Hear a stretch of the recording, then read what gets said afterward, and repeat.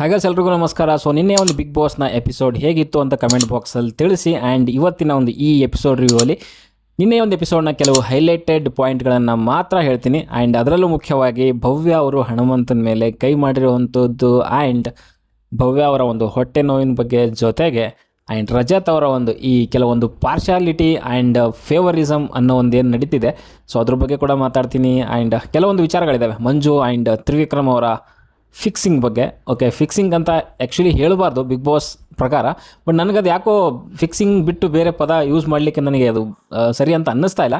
ಅದ್ರ ಬಗ್ಗೆ ಕೂಡ ಮಾತಾಡ್ತೀನಿ. ಇದ್ರ ಬಿಟ್ಟು ಇನ್ನು ಕೆಲವು ವಿಚಾರಗಳಿದ್ದಾವೆ, ಸೊ ಅದ್ರ ಬಗ್ಗೆ ಕೂಡ ಮಾತಾಡ್ತೀನಿ. ಸೊ ನಿನ್ನೆ ಒಂದು ಹೈಲೈಟೆಡ್ ಪಾಯಿಂಟ್ಗಳಲ್ಲಿ ಬಿಗ್ ಬಾಸ್ ನಿಮ್ಗೆ ಗೊತ್ತಿರೋ ಹಾಗೆ ಆಲ್ರೆಡಿ ಈ ಒಂದು ವಾರ ಸೊ ಟಿಕೆಟ್ ಟು ಫಿನಾಲಿಯ ಒಂದು ವಾರ ಆಗಿರುತ್ತೆ. ಸೊ ಇದರಲ್ಲಿ ಒಬ್ಬರು ಸೊ ಡೈರೆಕ್ಟ್ ಒಂದು ಫಿನಾಲಿಯ ವಾರಕ್ಕೆ ಹೋಗ್ತಾರೆ ಅಂತ ಹೇಳ್ಬೋದು. ಸೊ ಅದೇ ರೀತಿಯಲ್ಲಿ ಸೊ ಆ ಒಂದು ಟಿಕೆಟ್ ಕೂಡ ಅಲ್ಲಿ ಇಟ್ಟಿದ್ರು ನಿನ್ನೆ ಒಂದು ಮನೆ ಒಳಗಡೆಗೆ. ಆ್ಯಂಡ್ ಇದೇ ಪ್ರಕಾರ ಅಲ್ಲಿ ಒಂದು ಚಟುವಟಿಕೆ ಕೊಡ್ತಾರೆ. ಸೊ ಈ ಒಂದು ವಾರದ ಕ್ಯಾಪ್ಟನ್ ಆಗಿರುವಂಥ ರಜತ್ ಅವ್ರಿಗೆ ಒಂದು ಖಳನಾಯಕನ ಒಂದು ಪಾತ್ರ ಕೊಟ್ಟು, ಸೊ ಅಲ್ಲಿ ಮನೆಯವರಿಗೆ ಒಂದು 5 ಜನರಿಗೆ ಈ ಒಂದು 5 ಜನ ಈ ಒಂದು ಫಿನಾಲೆ ವಾರಕ್ಕೆ ಹೋಗಲಿಕ್ಕೆ ಅನರ್ಹರು ಅನ್ನೋದನ್ನು ಆಯ್ಕೆ ಮಾಡಲಿಕ್ಕೆ ಒಂದು ಚಟುವಟಿಕೆ ಕೊಡ್ತಾರೆ. ಜೊತೆಗೆ 5 ಜನ ಅನರ್ಹರು, ಜೊತೆಗೆ 3 ಜನ ಯಾರು ಅರ್ಹರು ಅನ್ನೋ ರೀತಿಯಲ್ಲಿ ಒಂದು ಆಯ್ಕೆ ಮಾಡಲಿಕ್ಕೆ ಒಂದು ಅವಕಾಶ ಕೊಡ್ತಾರೆ. ಸೊ ಅದೇ ರೀತಿಯಲ್ಲಿ ಸೆಟಪ್ ಎಲ್ಲ ಮಾಡಿರ್ತಾರೆ, ನೀವು ಆಲ್ರೆಡಿ ನೋಡಿದ್ದೀರಾ. ಆ್ಯಂಡ್ ಈ ಒಂದು ಚಟುವಟಿಕೆ ಶುರುವಾಗಿದ್ದ ತಕ್ಷಣ ಫಸ್ಟು ಅಲ್ಲಿ ಅನರ್ಹರ ಲಿಸ್ಟಿನಲ್ಲಿ ಫಸ್ಟು ಇರುವಂಥದ್ದು ಹನುಮಂತ, ರಜತ್ ಅವರ ಅನರ್ಹರ ಲಿಸ್ಟಿನಲ್ಲಿ. ಸೊ ಹನುಮಂತನಿಗೆ ಕೊಟ್ಟಿರುವಂಥ ರೀಸನ್ ಏನು ಅಂತಂದರೆ, ಹುಷಾರ್ ಬುದ್ಧಿ ಬಿಟ್ಟು ಸುಟ್ಟು ಹಾಕಿ ಸೊ ಸ್ನೇಹಕ್ಕೆ ಬೆಲೆ ಕೊಡು ಅನ್ನೋ ರೀತಿಯಲ್ಲಿ, ಅಂದರೆ ಹಾಡಿನ ಮೂಲಕನೇ ರಜತ್ ಅವರು ಶುರು ಮಾಡ್ತಾರೆ. ಸೊ ಅಂದರೆ ಹನುಮಂತ ಯಾವ ರೀತಿಯಲ್ಲಿ ಕೌಂಟ್ರ್ ಕೊಡ್ತಾನೆ ಅಥವಾ ರೀಸನ್ಗಳನ್ನ ಕೊಡ್ತಾನೆ, ಸೊ ಅದೇ ರೀತಿಯಲ್ಲೇ ಸೊ ಇಲ್ಲಿ ರಜತ್ ಅವರು ಕೂಡ ಹಾಡಿನ ಮೂಲಕನೇ ಕೊಡ್ತೀನಿ ಅಂತೇಳಿ ಹಾಡಿನ ಮೂಲಕ ಕೊಡ್ತಾರೆ. ಆದರೆ ನನಗೆ ಇದು ಎಲ್ಲೋ ಸೂಕ್ತವಾದ ರೀಸನ್ ಅಲ್ಲ ಅಂತ ನನಗನ್ನಿಸುತ್ತೆ. ಬಿಕಾಸ್ ಆಫ್ ಇವ್ರು ಹೇಳ್ತಾರೆ ಹನುಮಂತನಿಗೆ ಕೊಟ್ಟಂಥ ರೀಸನ್ ಏನಂತಂದರೆ ಇವರು ಅನರ್ಹರು, ಫಸ್ಟಿಗೆ ತೊಗೊಂಡೋದ್ರೆ ಹನುಮಂತನಿಗೆ. ಸೊ ಇಲ್ಲಿ ಕ್ಲಿಯರಾಗಿ ಗೊತ್ತಾಗ್ತಿದೆ, ಸೊ ರಜತ್ ಅವರು ಹನುಮಂತನ ಟಾರ್ಗೆಟ್ ಮಾಡ್ತಿದ್ದಾರೆ. ಬಿಕಾಸ್ ಆಫ್ ಆಲ್ರೆಡಿ ಹೊರಗಡೆ ನೋಡ್ಕೊಂಡು ಹೋಗಿದ್ದಾರೆ, ಯಾವ ಮಟ್ಟಕ್ಕೆ ಒಂದು ಸೌಂಡ್ ಇದೆ, ಯಾವ ಮಟ್ಟಕ್ಕೆ ಅವನ ಅಭಿಮಾನಿಗಳಿದ್ದಾರೆ, ಯಾವ ಮಟ್ಟಕ್ಕೆ ಅವನಿಗೆ ಸಪೋರ್ಟ್ ಸಿಗ್ತದೆ ಹೊರಗಡೆ ಅಂತ. ಸೊ ಅದಕ್ಕೋಸ್ಕರ ಇಲ್ಲಿ ರೀಸನ್ ಕೊಡ್ತಾರೆ, ಅಂದರೆ ಹಾಡಿನ ಮೂಲಕನೇ ಕೊಡ್ತಾರೆ. ಮೀನ್ಸ್ ರೀಸನ್ ಹಾಡಿನ ಮೂಲಕನೇ ಕೊಡಲಿ, ಆದರೆ ಪ್ರಾಪರ್ ರೀಸನ್ ಇರಬೇಕಲ್ಲ. ಈ ಕೊಟ್ಟಂಥ ರೀಸನ್ ಹನುಮಂತನಿಗೆ ಏನು ಅಂತಂದರೆ, ಹುಷಾರು ಬುದ್ಧಿ ಸುಟ್ಟು ಹಾಕು, ಸ್ನೇಹಕ್ಕೆ ಬೆಲೆ ಕೊಡುವಂತೆ, ಅಂದರೆ ಧನರಾಜಿಗೆ ಇಟ್ಕೊಂಡೇ ಹೇಳ್ತಿರೋವಂಥದ್ದು ಇಲ್ಲಿ. ಆ್ಯಂಡ್ ಇದಾದಮೇಲೆ ಇನ್ನೊಂದು ಹೇಳ್ತಾನೆ, ಜೊತೆಗೆ ಇದ್ದವರಿಗೆ ನಾಮಿನೇಟ್ ಮಾಡಬೇಡ ಅಂತೆ. ಆ್ಯಂಡ್ ಇಲ್ಲಿ ಇವನು ಹೇಳುವಂಥದ್ದು ಇಂಡಿವಿಜುವಲ್ ಆಗಿ ಆಡಬೇಕು ಅಂತ ಹೇಳ್ತಾನೆ. ಸೊ ಅಂದರೆ ಸ್ವಾರ್ಥಕ್ಕೋಸ್ಕರ ಆಡೋ ರೀತಿಯಲ್ಲಿ ಆಡಬೇಕು ಅಂತ ಹೇಳ್ತಾನೆ. ಆ್ಯಂಡ್ ಇಲ್ಲಿ ಹೇಳ್ತಾನೆ ಹುಷಾರು ಬುದ್ಧಿ ಸುಟ್ಟು ಹಾಕಿ ಸ್ನೇಹಕ್ಕೆ ಬೆಲೆ ಕೊಡು ಅಂತ ಹೇಳ್ತಾನೆ. ಯಾವ ರೀತಿಯಲ್ಲಿ ಬೆಲೆ ಕೊಡಬೇಕು? ಅವನಿಗೆ ಕಷ್ಟ ಅಂತ ಬಂದಾಗ ಕಷ್ಟಕ್ಕೆ ನಿಂತಿದ್ದಾನೆ, ಏನು ಮಾತು ಅಂತ ಬಂದಾಗ ಮಾತಾಡಿದ್ದಾನೆ. ಎಲ್ಲಿ ಆಡಬೇಕು, ಆ ಒಂದು ಆಟದ ಒಂದು ಆ ಬೌಂಡ್ರಿಯಿಂದ ಆಚೆ ಆಡಬೇಕು, ಅದನ್ನು ಆಡಿದ್ದಾನೆ. ಬಟ್ ಆಟ ಅಂತ ಬಂದಾಗ ಅವ್ನು ನಾಮಿನೇಟ್ ಮಾಡಲೇಬೇಕಾಗುತ್ತೆ. ಇವಾಗ ಇನ್ ಕೇಸ್ ಅವನೇನಾದ್ರೂ ನಾಮಿನೇಟ್ ಮಾಡಿಲ್ಲ, ಸೊ ಧನರಾಜನ ಪರವಾಗಿ ನಿಂತ್ಕೊಂಡು ಆಡೋದಂತಂದರೆ ಇಬ್ಬರು ಒಂದು ರೀತಿಯಲ್ಲಿ ಫಿಕ್ಸಿಂಗ್ ಮಾಡ್ಕೊಂಡಿದ್ದಾರೆ, ಸೊ ಫ್ರೆಂಡ್ಶಿಪ್ಪಲ್ಲಿ ಇವರು ನಾಮಿನೇಟ್ ಮಾಡ್ತಾ ಇಲ್ಲ ಅನ್ನೋ ಒಂದು ಮಾತು ಬಂದೇ ಬರುತ್ತೆ. ಸೊ ಇಲ್ಲಿ ಇಂಡಿವಿಜುವಲ್ ಬಗ್ಗೆ ಮಾತಾಡುವಂಥ ರಜತ್ ಸೊ ಎಲ್ಲೋ ಹನುಮಂತನ ಬೇಕು ಅಂತಲೇ ಟಾರ್ಗೆಟ್ ಮಾಡಿದ್ರು ಅಂತ ನನಗನ್ಸುತ್ತೆ. ಸೊ ಇದಾದಮೇಲೆ ಇಲ್ಲಿ ನೆಕ್ಸ್ಟ್ ನೋಡೋಂಥ ಹೆಸರು ಚೈತ್ರ, ಅವ್ರದ್ದು 2ನೇ ಹೆಸರು. ಸೊ ಚೈತ್ರ ಕೊಟ್ಟಂಥ ರೀಸನ್ ನನಗೇನೋ ಓಕೆ ಪ್ರಾಪರ್ ಅಂತ ಅನ್ನಿಸ್ತು, ಯಾಕಂದ್ರೆ ಅವ್ರದ್ದು ಪರ್ಫಾರ್ಮೆನ್ಸ್ ಇಲ್ಲ, ಏನಿಲ್ಲ. ಆ್ಯಂಡ್ 3ನೇದಾಗಿ ಗೌತಮಿ ಅವ್ರಿಗೆ ಕೊಟ್ಟಂಥ ರೀಸನ್ನು, ಸೊ ಅದೇ ಟಾಸ್ಕ್ ಅಂತ ಬಂದರೆ ಅಲ್ಲಿ ಚೆನ್ನಾಗಿ ಆಡ್ತಾರೆ, ಬಟ್ ಎಂಟರ್ಟೈನ್ಮೆಂಟ್ ಅಂತ ಬಂದಾಗ ಏನೋ ಇನ್ನೂ ಬೇಕಾಗುತ್ತೆ. ಆಮೇಲೆ ಜೋನ್ ಔಟ್ ಆದರು, ಅಂದರೆ ಮಂಜು ಜೊತೆಗೆ ಸೇರ್ಕೊಂಡಿದ್ದೆಲ್ಲ ಓಕೆ, ಆ ಒಂದು ರೀಸನ್ ಇಟ್ಕೊಂಡು ಕೊಡ್ತಾರೆ. ಸೊ ಅಲ್ಲಿ ಸೊ ನೀವು ಜೋನಿಂದ ಆಲ್ರೆಡಿ ಹೊರಗಡೆ ಬಂದಿದ್ರೆ ಓಕೆ, ಬಟ್ ಇದನ್ನು ಮುಂಚೆನೇ ಮಾಡ್ಬೋದಾಗಿತ್ತು ಅನ್ನೋ ರೀತಿಯಲ್ಲಿ ಕೆಲವೊಂದು ಮಾತುಗಳು ಹೇಳ್ತಾರೆ.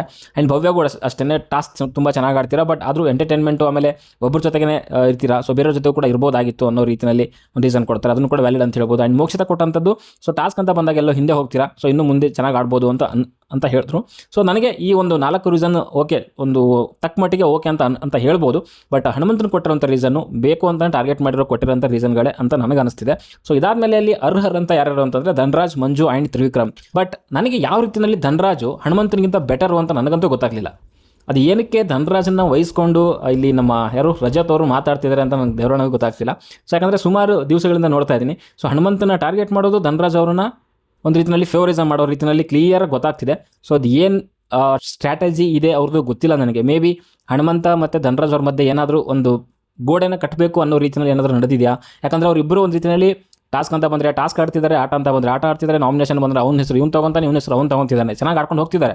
ಸೊ ಅವರಿಬ್ಬರ ಮಧ್ಯೆ ಎಲ್ಲೋ ಒಂದು ರೀತಿಯಲ್ಲಿ ಬ್ರೇಕ್ ಮಾಡಬೇಕು ಆ ಫ್ರೆಂಡ್ಶಿಪ್ ಅನ್ನೋ ರೀತಿಯಲ್ಲಿ ನಡೀತಾ ಇದೆ ಅಂತ ನನಗನ್ನಿಸ್ತಿದೆ. ಸೊ ಅದಕ್ಕೋಸ್ಕರನೇ ಹನುಮಂತನ ಟಾರ್ಗೆಟ್ ಮಾಡಿ ಇಲ್ಲಿ ಧನರಾಜ್ ಅವ್ರಿಗೆ ಫೇವರ್ ಮಾಡ್ತಿದ್ದಾರೆ. ಓಕೆ, ಸೊ ಇದಾದಮೇಲೆ ಅಲ್ಲಿ ಒಂದು ಟಾಸ್ಕ್ ಕೊಡ್ತಾರೆ. ಸೊ ಆ ಒಂದು ಟಾಸ್ಕು 5 ರೌಂಡಲ್ಲಿರುತ್ತೆ.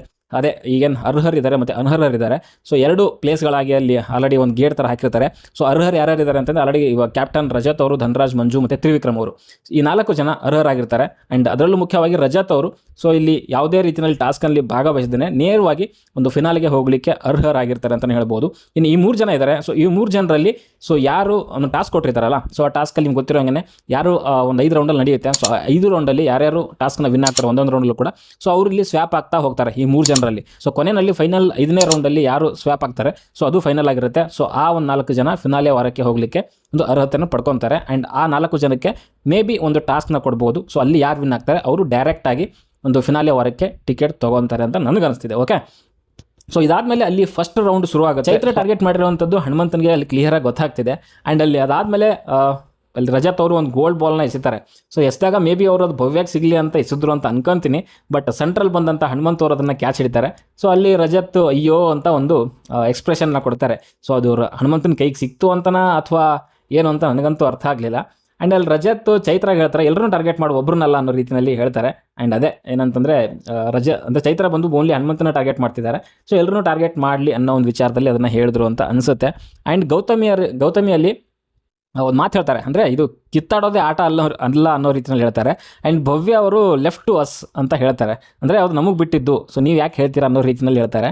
ಆ್ಯಂಡ್ ಅಗೇನ್ ರಜತ್ ಹೇಳುವಂಥದ್ದು ಗೆಲ್ಲೋದು ಅಂದರೆ ಗೆಲ್ಲಬೇಕು ಅಂತಂದರೆ ಕಿತ್ತಾಡೋದ್ರಲ್ಲಿ ತಪ್ಪೇನಿಲ್ಲ ಅನ್ನೋದು ಒಂದು ರಜತ್ ಅವ್ರು ಹೇಳ್ತಾರೆ. ಆ್ಯಂಡ್ ಗೌತಮಿ ಹೇಳುವಂಥದ್ದು ಹಾಗೆ ಆಡಬೇಕು ಅಂತೇನಿಲ್ಲ. ಇಲ್ಲಿ ಕ್ಲಿಯರಾಗಿ ಗೊತ್ತಾಗ್ತಿದೆ. ಸೊ ಗೌತಮಿ ಅವರನ್ನು ರಜತ್ ಅವರು ಒಂದು ರೀತಿಯಲ್ಲಿ ಟಾರ್ಗೆಟ್ ಮಾಡ್ತಿದ್ದಾರೆ, ಇನ್ಕ್ಲೂಡಿಂಗ್ ಭವ್ಯ ಅವರು ಅಂತ ಅನ್ನಿಸ್ತಾ ಇದೆ ಈ ಒಂದು ಕನ್ವರ್ಜೇಷನ್ ಆಗಿದ್ದಕ್ಕೂ. ಓಕೆ, ಬಟ್ ಇಲ್ಲಿ ಗೌತಮಿ ಅವರು ಹೇಳೋದು ಸರಿಯಲ್ಲ ನನ್ನ ಪ್ರಕಾರ. ಯಾಕಂದರೆ ಅಲ್ಲಿ ಆಡ್ತಾರೋ ಬಿಡ್ತಾರೋ, ಬಿಗ್ ಬಾಸ್ ಅಂದ್ರೇ ಕಿತ್ತಾಡಬೇಕು. ಇಲ್ಲ ಅಂತಂದರೆ TRP ಹೆಂಗೆ ಸಿಗುತ್ತೆ? ಎಲ್ಲ ಟೈಮಲ್ಲೂ ಒಳ್ಳೆಯವ್ರು ಆಗ್ತೀನಿ ಅಂತಂದರೆ ನನ್ನ ಪ್ರಕಾರ ಈ ಆಟಕ್ಕೆ ನೀವು ಅಂದರೆ ಸೂಟೇ ಆಗೋದಿಲ್ಲ. ಸೊ ಗೌತಮಿ ಅವರು ಕೂಡ ಅಷ್ಟೇ ಕಿತ್ತಾಡೋ ಅಂದರೆ ಆಟನೇ ಅಲ್ಲ ಅನ್ನೋ ರೀತಿಯಲ್ಲಿ ಹೇಳೋ ಆಗಿಲ್ಲ. ಇದು ಕಿತ್ತಾಡಿದ್ರೇ ಆಟ ಇಲ್ಲಿ ಬಿಗ್ ಬಾಸಲ್ಲಿ. ಓಕೆ, ಸೊ ಇಲ್ಲಿ ಫಸ್ಟ್ ರೌಂಡ್ ವಿನ್ ಆಗುವಂಥದ್ದು ಭವ್ಯ ಅವರು 355 ಪಾಯಿಂಟ್ಸ್ನ ತಗೊಂಡು ಆ ಒಂದು ಇದನ್ನ ವಿನ್ ಆಗ್ತಾರೆ ಅಂತ ಹೇಳ್ಬೋದು. ಇದ್ರ ಮಧ್ಯೆ ಮಂಜು ಆ್ಯಂಡ್ ತ್ರಿವಿಕ್ರಮ್ ಅವರು ಒಂದು ಪ್ಲ್ಯಾನ್ನ ಮಾಡ್ಕೊತಾರೆ. ಯಾರೇ ಬರಲಿ ಏನೇ ಆಗಲಿ ನಮ್ಮಿಬ್ಬರನ್ನ ಮಾತ್ರ ನಾವು ಬಿಟ್ಕೊಡೋದು ಬೇಡ.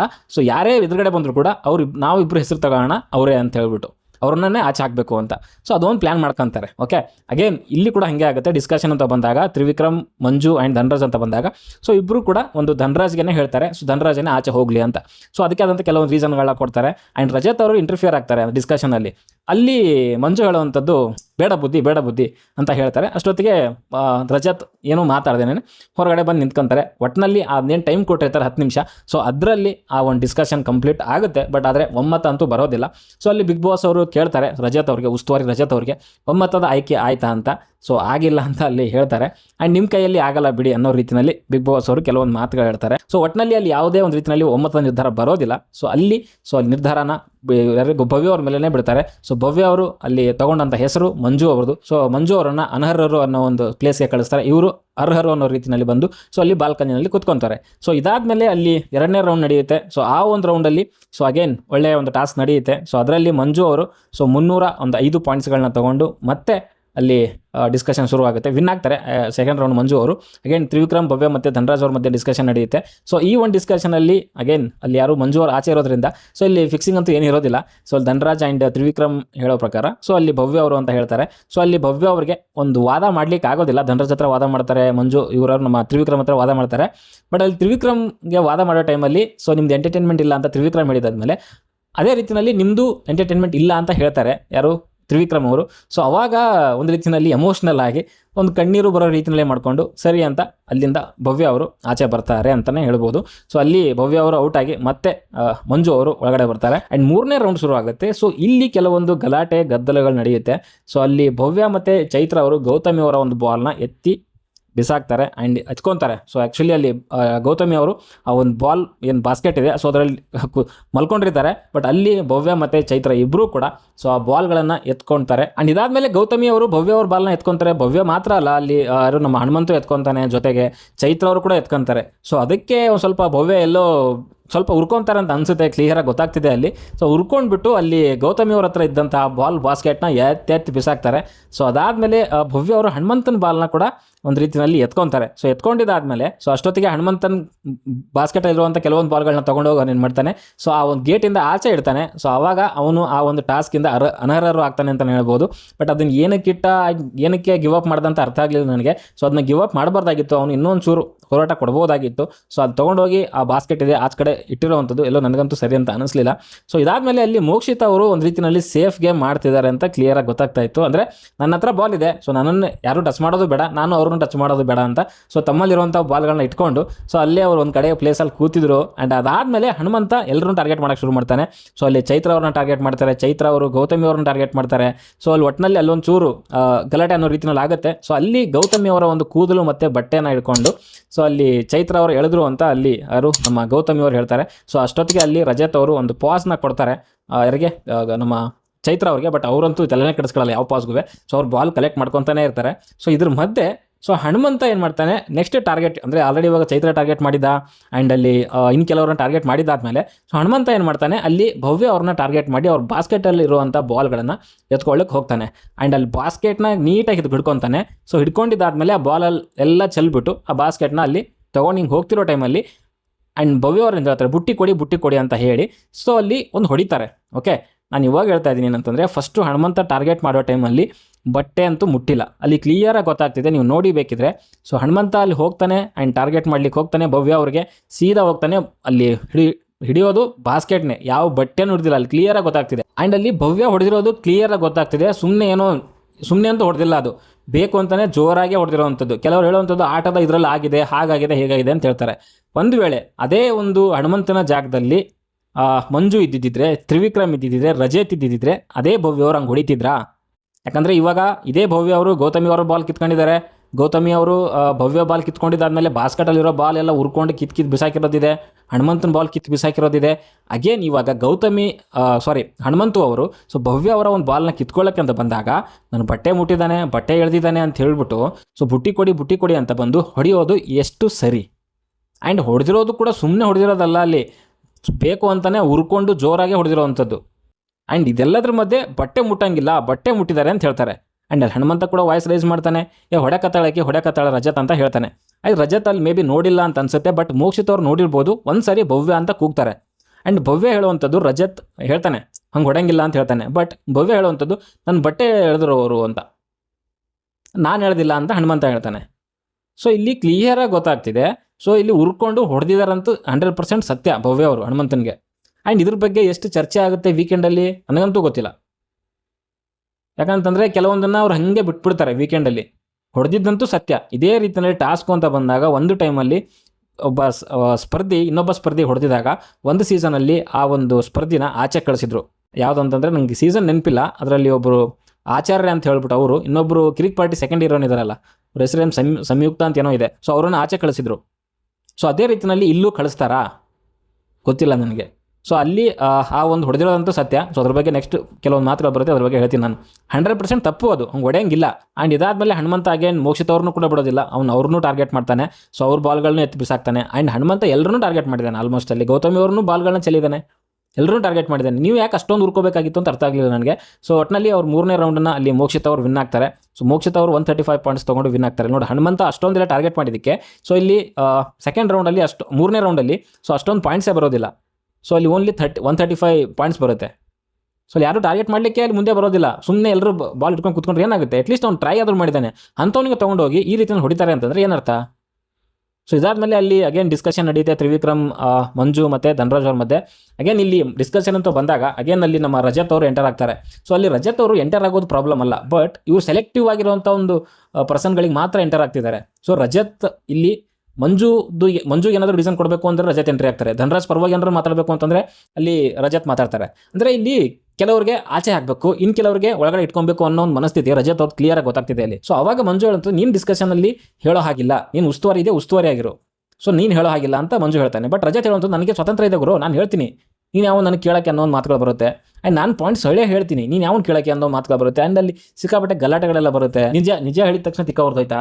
ತಿಕ್ಕ ಮುಚ್ಕೊಂಡು ಕರೆಕ್ಟಾಗಿ ಆಡಲಿ, ಈ ಥರದ ಮಾತುಗಳೆಲ್ಲ ಬರೋಕ್ಕೆ ಶುರು ಆಗುತ್ತೆ. ಅಲ್ಲಿ ಒಬ್ಬ ಉಸ್ತುವಾರಿಯಾಗಿ ಯಾವ ರೀತಿಯಲ್ಲಿ ಇರಬೇಕು, ಯಾವ ರೀತಿಯಲ್ಲಿ ಹ್ಯಾಂಡಲ್ ಮಾಡಬೇಕು ಅನ್ನೋದು ಗೊತ್ತಿರಬೇಕು ಹೊರತು ಸೊ ಕೆಲವೊಬ್ಬರನ್ನ ಪರವಾಗಿ ಮಾತಾಡುವಂಥದ್ದು, ಪಾರ್ಸೆಲಿಟಿ ತೋರಿಸುವಂಥದ್ದು ಆಗಬಾರ್ದು. ಅಲ್ಲಿ ನಾನು ಹೇಳಿರೋ ಪ್ರಕಾರ ಅಲ್ಲಿ ಧನರಾಜ್ ಅಂತ ಬಂದಾಗ ಅವ್ನ ಪರವಾಗಿರುವಂಥ ಡಿಸಿಷನ್ಗಳನ್ನ ತಗೊಳ್ಳುವಂಥದ್ದು, ಅವ್ನ ಪರವಾಗಿರುವಂಥ ಒಂದು ರೀಸನ್ಗಳನ್ನ ಕೊಡುವಂಥದ್ದು. ಆ್ಯಂಡ್ ಹನುಮಂತ ಅಥವಾ ಒಂದು ಮಂಜು ಅಂತ ಬಂದ ತಕ್ಷಣ, ಗೌತಮಿ ಅಂತ ಬಂದ ತಕ್ಷಣ ಸೊ ಅವ್ರ ವಿರುದ್ಧವಾಗಿ ರೀಸನ್ಗಳನ್ನ ಕೊಡುವಂಥದ್ದು ಯಾಕೆ ಮಾಡಬೇಕು? ಮಾಡಂಗಿದ್ರೆ ಒಂದು ನ್ಯೂಟ್ರಲ್ ಆಗಿರಬೇಕು ಹೊರತು ಇಲ್ಲಾಂದ್ರೆ ಮಾತಾಡೋಕ್ಕೆ ಹೋಗ್ಬಾರ್ದು. ಆ್ಯಂಡ್ ಅಗೇನ್ ಅಲ್ಲಿ ಎಲ್ಲರ ಮಧ್ಯೆ ಒಂದು ಆ ರಜತ್ ಯಾವಾಗ ಇಂಟರ್ಫಿಯರ್ ಆಗ್ತಾನೆ ಆ ಒಂದು ಡಿಸ್ಕಷನಲ್ಲಿ, ಅಲ್ಲಿ ಎಲ್ರಿಗೂ ಕೂಡ ಗೊತ್ತಾಗುತ್ತೆ ತಪ್ಪು ಅಂತ ಹೇಳ್ಬಿಟ್ಟು. ಆ್ಯಂಡ್ ತ್ರಿವಿಕ್ರಮ್ ಕೂಡ ಅಲ್ಲಿ ಸೈಲೆಂಟ್ ಆಗ್ತಾನೆ, ಅದ್ರ ಬಗ್ಗೆ ಮಾತಾಡಲ್ಲ. ಆ್ಯಂಡ್ ಈ ಒಂದು ಎಂಟರ್ ಆಗಿರೋದಕ್ಕೋಸ್ಕರ ಧನರಾಜ್ ಏನು ಮಾಡ್ತಾನೆ, ಸೊ ಅವ್ನು ಬ್ರೇಕ್ ಆಗೋಗ್ಬಿಡ್ತಾನೆ. ಅಂದರೆ ನನ್ನ ವಾದ ನಾನು ಮಾಡೋಕ್ಕಾಗಿಲ್ವಲ್ಲ, ಇನ್ನೊಬ್ಬ ಬಂದು ನನ್ನ ಪರವಾಗಿ ಮಾತಾಡ್ತಿದ್ದಾನಲ್ಲ, ಸೊ ನಾನು ಅದಕ್ಕೆ ಅನರ್ಹರು ಅನ್ನೋ ರೀತಿಯಲ್ಲಿ ಅವನೇ ಒಂದು ತಿಳುವಳಿಕೆ ತೊಗೊಂಡು ಸೊ ಅವನು ಅಲ್ಲಿಂದ ಔಟ್ ಆಗ್ತಾನೆ.